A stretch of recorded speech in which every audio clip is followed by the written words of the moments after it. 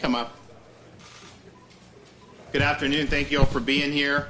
Don Henderson, thank you, CEO of UF Health Central Florida, for hosting us. Today we're here to witness and highlight the first COVID-19 vaccines to be administered in the villages.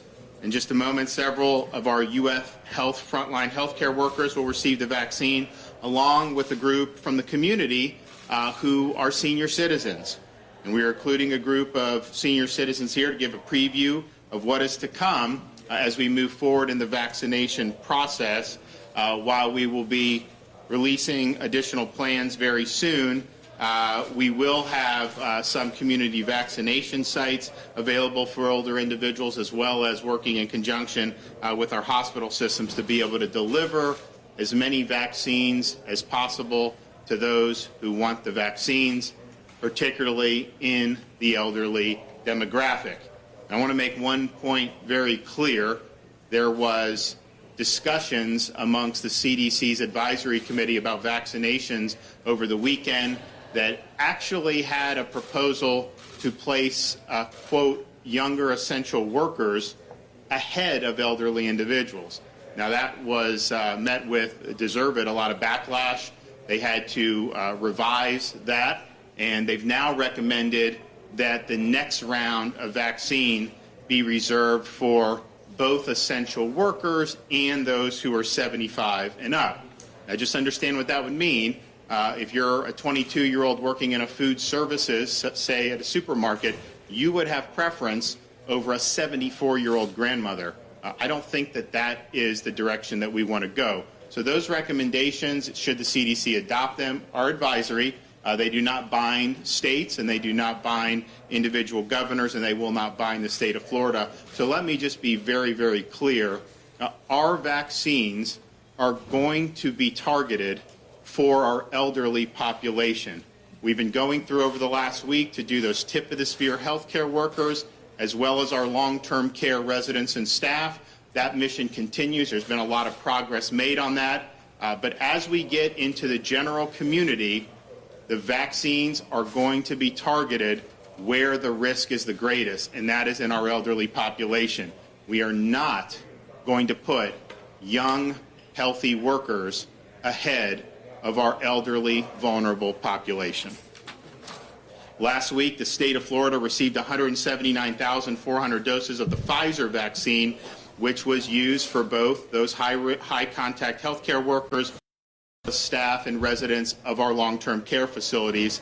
5 hospitals got the initial shipment. We were limited by HHS to only 5, and it was kind of a test run to make sure that this is something that could be done effectively. They did have the ultra cold storage capability, and they have been giving vaccine for their employees. They've been working with neighboring hospitals to vaccinate those nurses and doctors. But we also earmarked about 60,000 doses for CVS and Walgreens, who have been contracted with HHS to provide vaccinations to staff and residents of long-term care facilities. At the same time, we wanted an aggressive schedule, and when it was clear that those companies may not be ready to go on day one, I directed the Department of Emergency Management to partner with Florida's Department of Health to deploy EMS strike teams to administer the vaccine to residents and staff of long-term care facilities. And we focused on 2 counties initially, Pinellas and Broward, simply because there's a high concentration of these facilities and they have an elderly demographic. Florida, because of our initiative, we were the first state in the nation to begin vaccinating residents of long-term care facilities, and that mission continues. So we believe that this is important. I said when we were down in South Florida that our goal was to complete more than 100 facilities in the next 6 days. I'm proud to say that that has been done. There have been those over 100 targeted facilities in Broward and Pinellas have been completed, and CVS and Walgreens are now actively vaccinating as well. And I'm optimistic that they will continue to get to these facilities in short order. But our strike teams are there, and we're going to continue to help further the mission whenever we can. This week, we received an additional 127,000 doses of the Pfizer vaccine, and by the end of today, we should have 367,000 doses of the Moderna vaccine. Now, the Moderna vaccine is being distributed much more widely than those initial Pfizer doses, which were limited by HHS to just 5 hospitals. So we now have an additional 173 hospitals that will span the entire state of Florida. And unlike the Pfizer vaccine, the Moderna vaccine does not require ultra cold chain storage. In addition to the hospitals that are now receiving the vaccine, we allocated vaccine to 8 county health departments to help use for EMTs and for paramedics. We've come a long way. When we were here in the villages in, I believe, either March or early April, we were setting up test sites, trying to get as many people access to diagnostic PCR tests as we could, and we were able to get a lot of seniors to come through here. The villages have handled this very well. They've really worked to provide a safe environment for their residents. We're now in a situation where Florida has vaccinated tens of thousands of people, at least for the first dose. We're to continue making progress there. And we now have this light at the end of the tunnel for our elderly, where you're going to have, in relatively short order, access to a safe and effective vaccine. Let me just say, finally, before we get on to the main show here, we have in the state of Florida people 65 and over, about 4.4 million residents. 70 and over, it's about 3.12 million residents. And so as you look forward about the vaccines being allocated, we are not going to have over the next 6 weeks 4.4 million doses for individuals. We probably will have a couple million. We'll see how that works. And so what I would say to the elderly population, it's going to be reserved for you, but not everyone's going to be able to do it on day one. It's going to take some time to be able to make sure everybody has access. We're going to work very hard at the state to provide whatever support we can to our healthcare providers to be able to make this happen. But this is something that over the next 6 weeks, 8 weeks, we should be able to make huge progress on. I wish it was as simple as just doing it overnight. That's not necessarily the case, but just understand, if you're talking just 70 plus, we got 3.12 million. Not everyone may want it, because of course it's not mandated, but I do believe most will want it. And so we want to make sure that we're working to be able to provide that to the folks who really want it.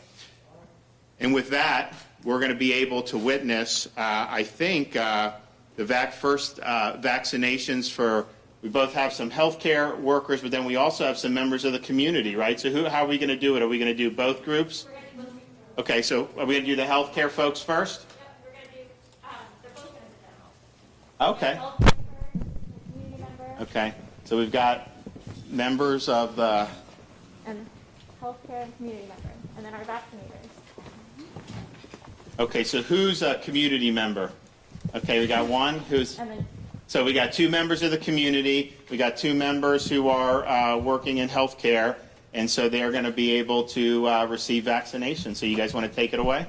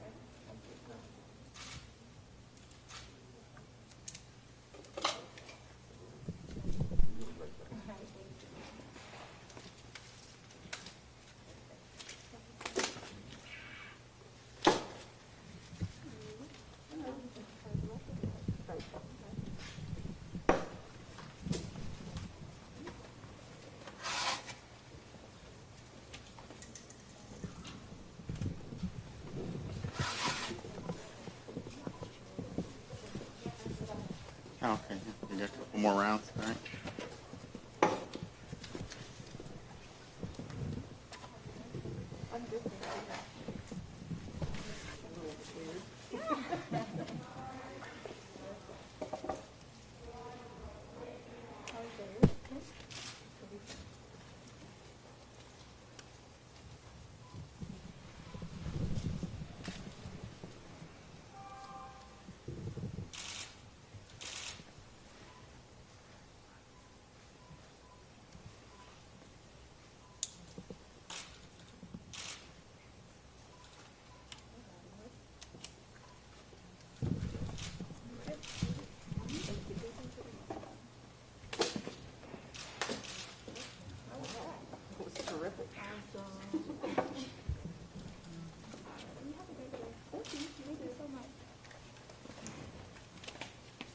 All right.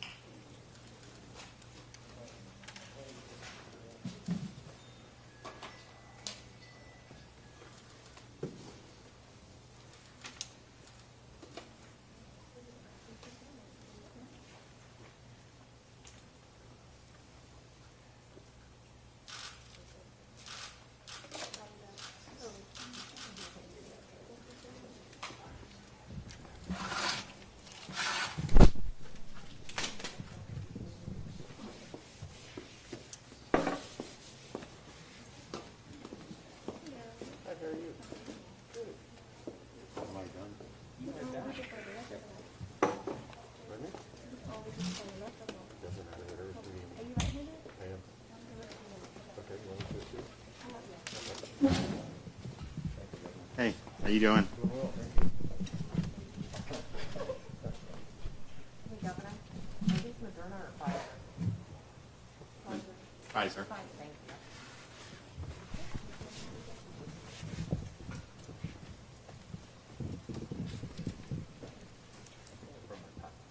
That's quite all right.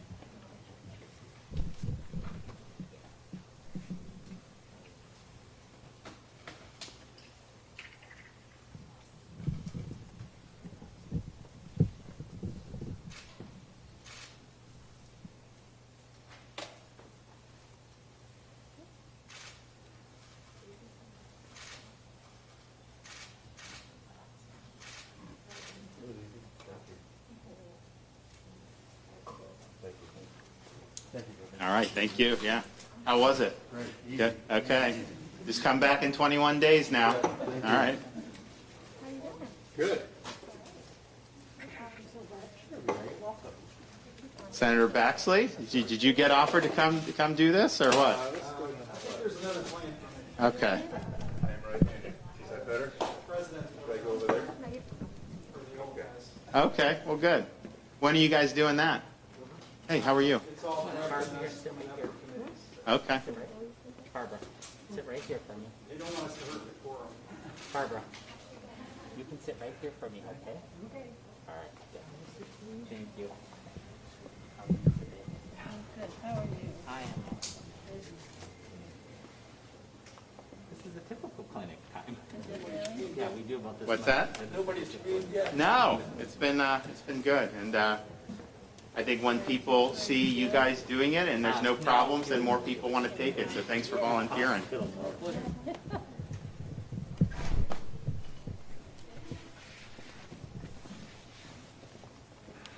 right.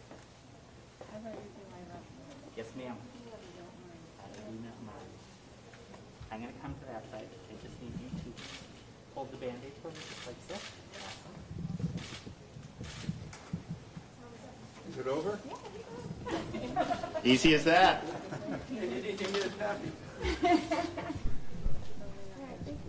Thank you. Thank you, guys. Oh, thank you. Can you put that on your lap? Can you hold that up for Try to be happy. Congratulations. You're one of the first. There you are. Thank you.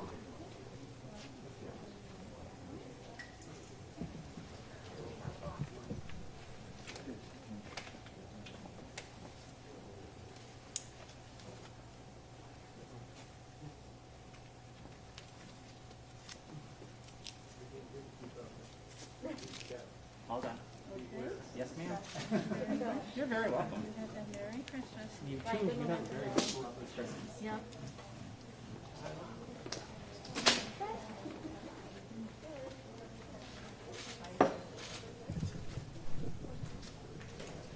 How are you, Barbara? Wonderful.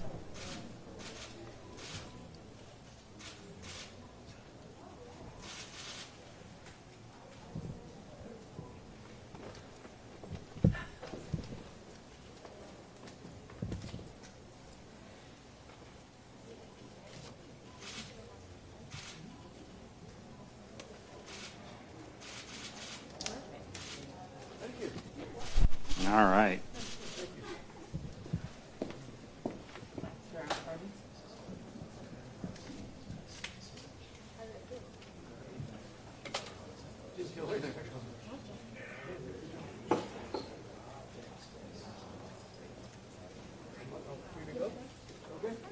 Hello. It's not pulled out. You all good? You all done? Doesn't matter. Doesn't matter. Yeah, I'll get you over here. Stay right there. Give me 1 second. Okay. All right. Hold on 1 second. He's already going home. Yeah, I know he's running. He's not going home. Big one? I'll A let little her. bit. Okay? Okay. Not yet. I'm going to put the Band-Aid on you. All right, Miss Barbara, you are done then, okay? Thank you. You're welcome. I don't know where I am, but oh, there he is. There, you find him? All right. You guys are very efficient.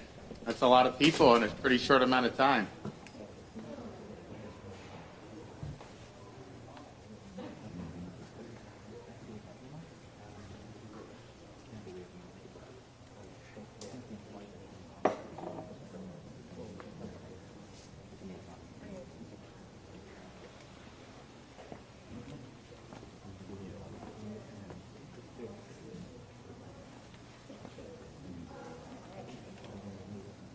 Oh, got it.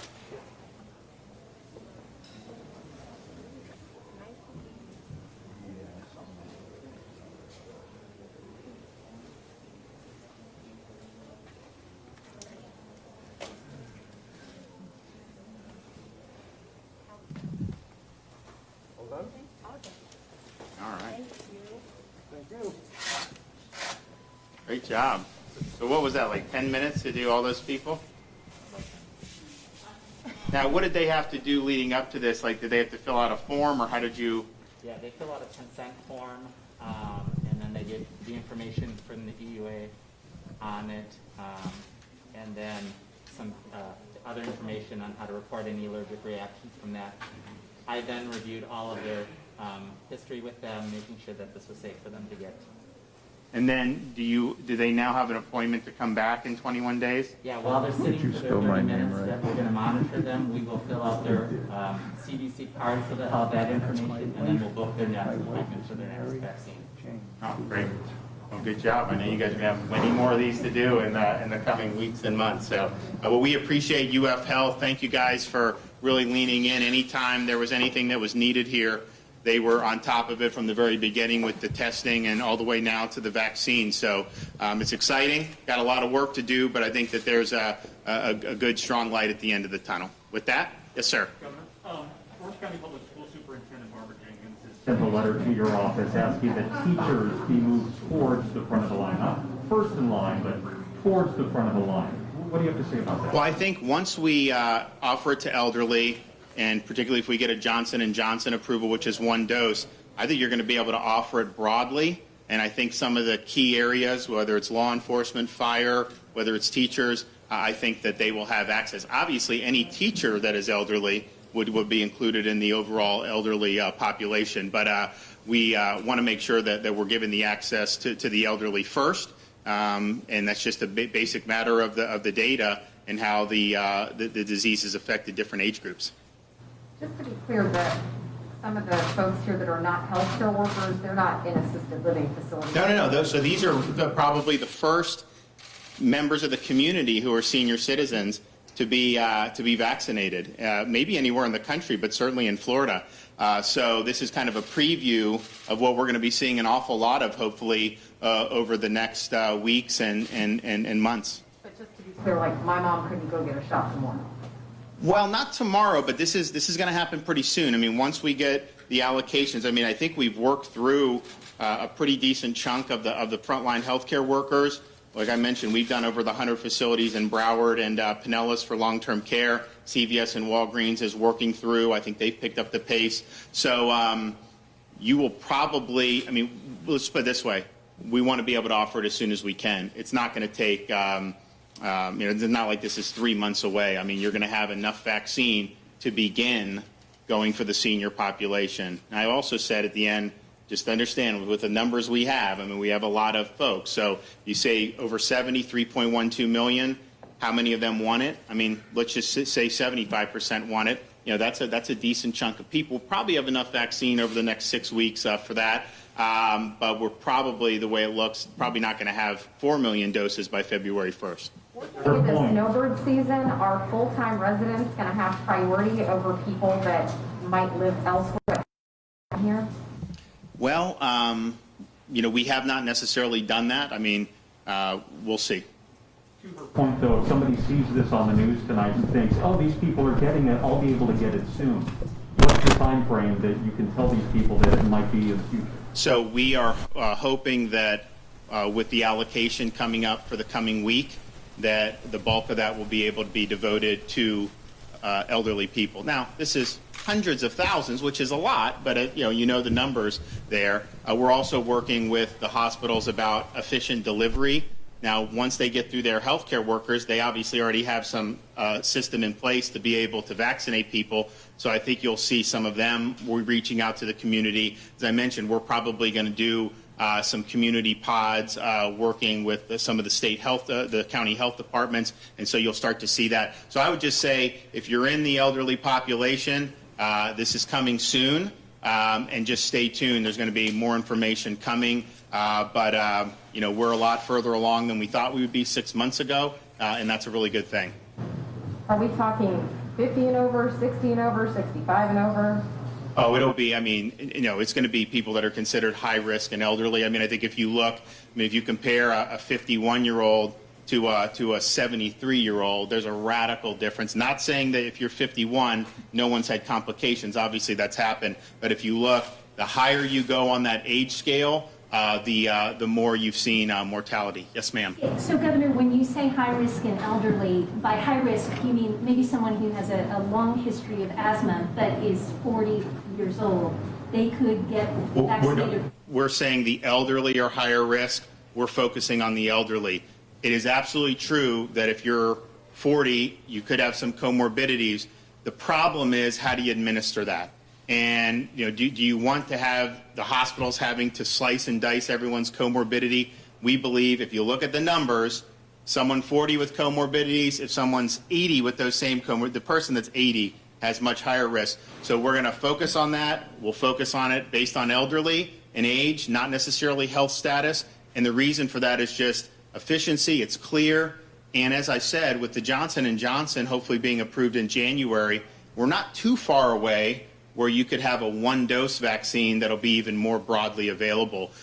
We thought about doing the comorbidities, but I just think functionally when you get into how do you do that, do I say this person's comorbidity counts and this person's doesn't? And if you look at the mortality, 80%, 82% of the COVID-related mortality is people that are elderly. And so if you can get a huge amount of those people vaccinated, you are going to reduce that mortality. You'll reduce the people coming into the hospitals, and that'll really, I think, be the most effective public health strategy to be able to do. So that's where we're going, and we look forward. There will be more information shortly, but I think the top line for today is, given that there's some confusion about who should be kind of in line first, some say some of the younger workers even, just want to be clear, in Florida, we've got to put our parents and grandparents first, and that's what we're going to be doing, and we're going to work like hell to be able to get all the vaccine out to elderly who want it. Thanks very much. Just to be clear, what age does that start at? What age does elderly start at?